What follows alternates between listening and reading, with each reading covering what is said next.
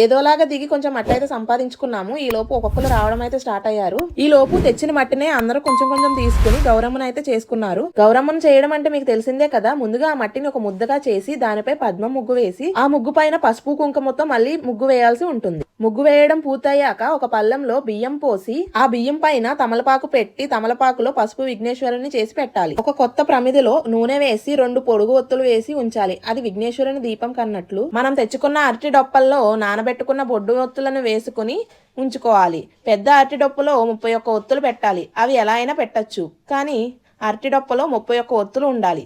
మా వాళ్ళైతే 3 కలిపి ఒక ఒత్తు వేసి అలా 9 ఒత్తులు, 2 కలిపిన ఒత్తులు, సో 31 ఒత్తులు అయ్యాయి. చిన్నదానిలో 2 ఒత్తులు వేసి పక్కన పెట్టుకోవాలి. ఇప్పుడు విఘ్నేశ్వరుని ప్రమిద అయితే వెలిగించాలి. ఇప్పుడు మొత్తం విఘ్నేశ్వరుని పూజ చేయాలి. పంతులు గారు చెప్పిన విధంగా అంతా చేసి పసుపు కుంకుమ అక్షింతలు పువ్వులు పెడతా ఉండాలి. చెరువు దగ్గరకు అయితే పంతులు గారు వచ్చారు కాబట్టి